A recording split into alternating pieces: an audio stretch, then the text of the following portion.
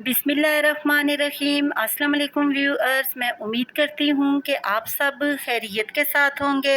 आज मैं आपको बेसन वाली भिंडी बनाने की बहुत ही यूनिक सी रेसिपी सिखाऊंगी। बहुत ही कम मसालों के साथ और झटपट से बेसन वाली ये भिंडी बनकर तैयार हो जाती है, मगर टेस्ट में ये बहुत ही चटपटी सी और लाजवाब बनती है। आप भी मेरी आज की रेसिपी के मुताबिक इसको ज़रूर बनाना और साथ ही मेरे चैनल को सब्सक्राइब करना, मेरी वीडियोस को लाइक और शेयर करना मत भूलिएगा। इसी के साथ ही हम आज की रेसिपी बनाना स्टार्ट करते हैं। बेसन वाली ये भिंडी बनाने के लिए सबसे पहले हमने एक पैन लेना है। इसमें हम बेसन को रोस्ट करते हैं। 3 से 4 टेबल स्पून इसमें हमने बेसन ऐड करना है। बेसन को हम रोस्ट करते हैं। रोस्ट करने से इसमें जो कच्चापन होता है वो बिल्कुल ख़त्म हो जाएगा। चूल्हे की फ्लेम इस दौरान हमने स्लो रखनी है। अगर हम चूल्हे की फ्लेम बहुत ज़्यादा हाई करेंगे तो हमारा बेसन जल जाएगा, इसलिए आपने चूल्हे की फ्लेम को स्लो रखते हुए 2 से 3 मिनट तक बेसन को रोस्ट कर लेना है। जैसे ही बेसन में से एक हल्की सी खुशबू आना शुरू हो जाएगी, इसका मतलब है कि बेसन रोस्ट हो चुका है। आप देख सकते हैं कि बेसन ने अपना कलर चेंज कर लिया है और इसमें एक बहुत ही प्यारी सी खुशबू आना शुरू हो चुकी है।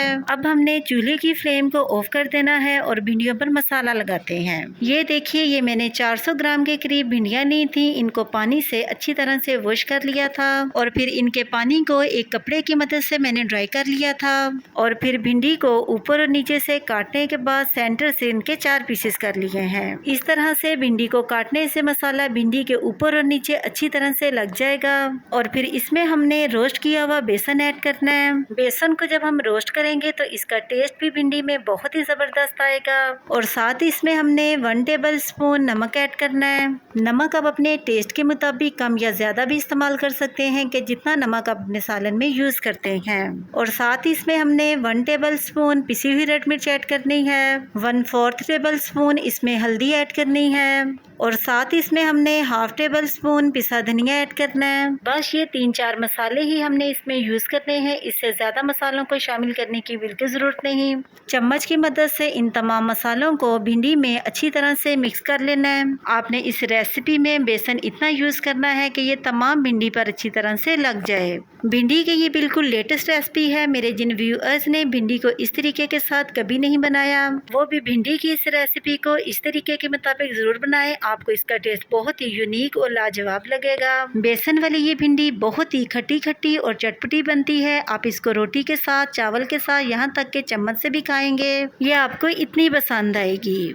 आप देख सकते हैं कि भिंडी को मैंने बहुत ही अच्छी तरह से मिक्स कर लिया है और बेसन तमाम भिंडी पर अच्छी तरह से लग चुका है। अब हम भिंडी को फ्राई करते हैं। भिंडी को फ्राई करने के लिए एक पैन में 1/2 प्याली मैंने घी ऐड किया है। मैं यहाँ पर घी का इस्तेमाल कर रही हूँ। आप कुकिंग ऑयल का भी यूज़ कर सकते हैं, जो भी चीज़ आप खाना बनाने में इस्तेमाल करते हैं। घी को मीडियम फ्लेम पर गर्म कर लेना है। जैसे ही घी गर्म हो, इसमें हमने बेसन वाली भिंडी शामिल कर देनी है और चूल्हे की फ्लेम को मीडियम रखते हुए 6 से 7 मिनट तक भिंडी को फ्राई करना है और साथ ही साथ चम्मच की मदद से इस तरीके के साथ भिंडी को हिलाते रहना है ताकि भिंडी ऊपर और नीचे से अच्छी तरह से फ्राई हो जाए। मैं यहाँ पर भिंडी को जस्ट 7 मिनट से ज्यादा फ्राई नहीं करूंगी। जो लोग भिंडी को ज्यादा फ्राई करते हैं वो ज्यादा फ्राई भी कर सकते हैं। याद रखेंगे, अगर हम इस रेसिपी में भिंडी को ज्यादा फ्राई करेंगे तो भिंडी टूट जाएगी और घुलकर मिक्स हो जाएगी। इसलिए आप कोशिश करें कि भिंडी को 7 मिनट से ज्यादा फ्राई ना करें। 7 मिनट गुजर चुके हैं और भिंडी बहुत ही अच्छी तरह से फ्राई हो चुकी है और इसमें जो लेस सी बनती है वो भी खत्म हो चुकी है।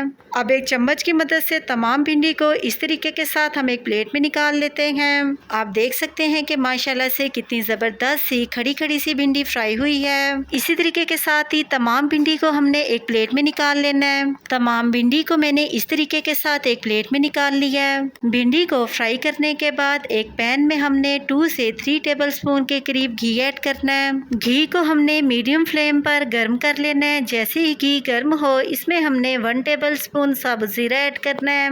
चम्मच की मदद से जीरे को हिलाते हुए 25 से 30 सेकंड तक इसको ऑयल में फ्राई करना है और फिर 2 मीडियम साइज की प्याज लेनी है। इनको मोटा मोटा सा कट करके इनको एक दूसरे से सेपरेट कर लेना है। इनको ऐड कर देना है। चम्मच की मदद से इनको हिलाते हुए 5 से 6 मिनट तक मीडियम फ्लेम पर प्याजों को ऑयल में फ्राई करना है। याद रखें कि प्याज़ों को हमने बहुत ही ज़्यादा फ्राई नहीं कर लेना, इनको हमने थोड़ा खड़ा खड़ा ही रखना है। मेरे व्यूअर्स जानते हैं कि प्याज भिंडी में बहुत ही टेस्टी लगते हैं, इनके बगैर भिंडी की कोई भी रेसिपी कंप्लीट नहीं होती।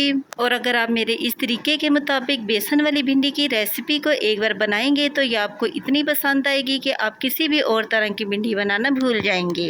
बेसन वाली ये भिंडी सिर्फ चंद मसालों के साथ बनकर तैयार हो जाती है, ना ही इसमें अदरक लहसुन का इस्तेमाल किया जाता है और ना ही टमाटर का। अब प्याजों में हमने फ्राई की हुई भिंडी ऐड कर देनी है। चम्मच की मदद से प्याजों और भिंडी को मिक्स कर लेना है। आप देख सकते हैं कि मैंने प्याजों को भी खड़ा खड़ा रखा है और भिंडी को भी मैंने ज़्यादा फ्राई नहीं किया।